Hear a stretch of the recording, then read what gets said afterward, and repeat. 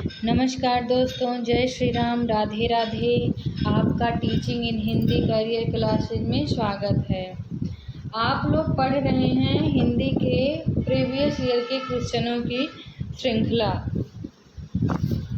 आइए अब शुरू करते हैं। तो फर्स्ट क्वेश्चन है, विद्यापति को कृष्ण भक्तों की परंपरा में न समझना चाहिए, ये कथन किस विद्वान का है? हजारी प्रसाद द्विवेदी, रामचंद्र शुक्ल, राम कुमार वर्मा या बच्चन सिंह का है? किसने कहा था ये?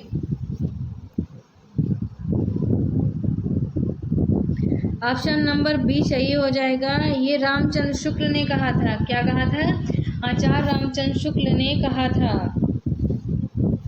आचार्य रामचंद्र शुक्ल ने और भी कहा था, जैसे कि आध्यात्मिक रंग के चश्मे आजकल बहुत सस्ते हो गए हैं, उन्हें चढ़ाकर जैसे कुछ लोगों ने गीत गोविंद को आध्यात्मिक संकेत बताया है, वैसे ही विद्यापति के इन पदों को भी। ये भी रामचंद्र शुक्ल का कथन है।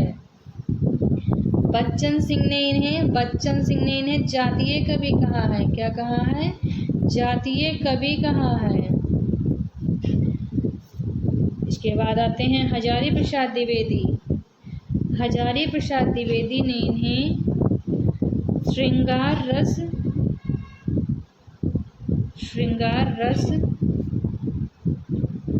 रस के सिद्ध वाक कवि कहा है। सिद्ध वाक कवि कहा है।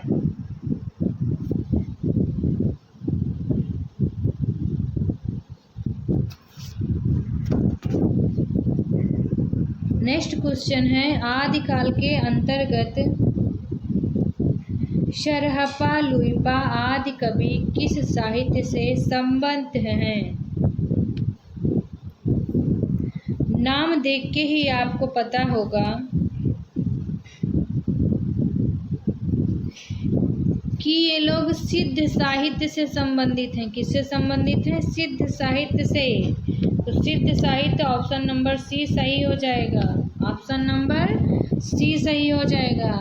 ये सिद्धों की श्रेणी में आते हैं। इनकी संख्या कितनी मानी गई है? 84 सिद्ध हैं। कितने हैं?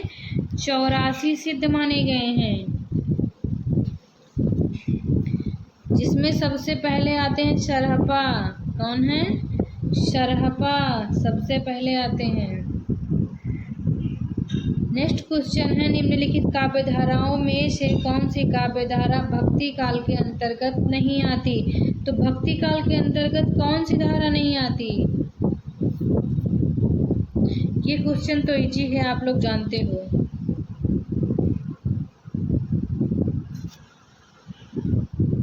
रासो काव्य धारा नहीं आती। ऑप्शन नंबर बी रासो, क्योंकि ये आदिकाल की काव्य धारा है। किसकी है? आदिकाल से संबंधित है ये काव्य धारा। इसमें अधिकतर वीर गाथाओं का वर्णन है, और वीर गाथाओं का वर्णन भी किस भाषा में किया गया है? डिंगल भाषा में। किसमें? डिंगल भाषा में किया गया है। जैसे कि चंद्रप्रदाही द्वारा लिखित जो है पृथ्वीराज रासो। ठीक है। तो नेक्स्ट क्वेश्चन है इसका, सिद्ध सामंत युग की कविताओं की सृष्टि आकाश में नहीं हुई, वह हमारे देश की ठोस धरती की उपज है। ये कथन किसका है?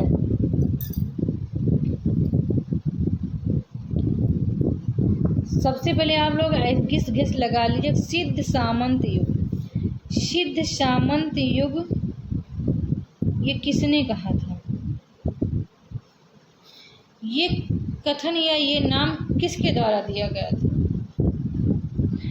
सिद्ध सामंत युग राहुल संकृत्यायन द्वारा दिया गया था। तो जब इसमें सिद्ध सामंत युग की कविताओं की सृष्टि आकाश में नहीं हुई, सिद्ध सामंत युग बोला गया है, तो आंसर नंबर डी हो जाएगा, राहुल संकृत्यायन। क्या है?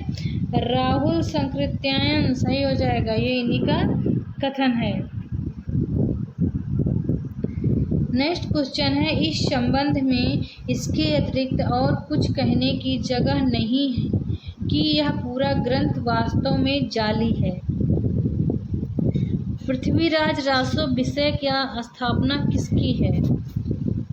पूरा का पूरा पृथ्वीराज रासो ग्रंथ को ही जाली बताया है इन्होंने, तो ये किसका कथन है?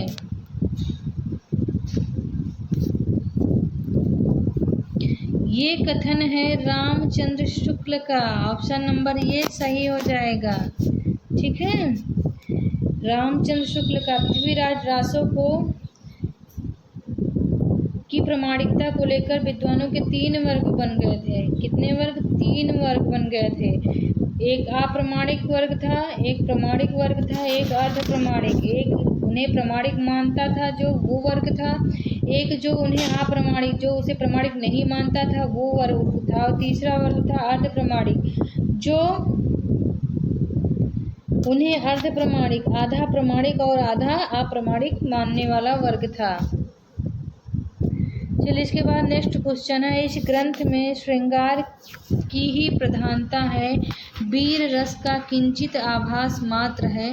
रामचंद्र शुक्ल की यह मान्यता किस कथन ग्रंथ के संदर्भ में है? ऑप्शन नंबर बी सही हो जाएगा। क्या होगा? ऑप्शन नंबर बी बीसल देव रासो। क्या है? बीसल देव रासो सही हो जाएगा। ठीक है, नेक्स्ट क्वेश्चन है, वह सांप्रदायिक शिक्षा मात्र हैं अतः शुद्ध साहित्य की कोटि में नहीं आ सकती।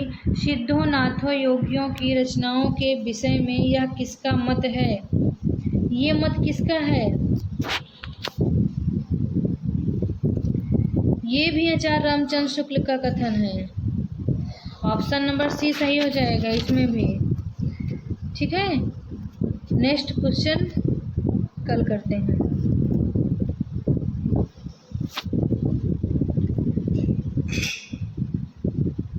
आचार्य रामचंद्र शुक्ल का यह भी मानना था कि सिद्धों नाथों और योगियों की रचनाएं तांत्रिक विधान, योग साधना, आत्मनिग्रह, भीतरी चक्रों, अंतर्मुख साधना के महत्व इत्यादि की सांप्रदायिक शिक्षा मात्र हैं।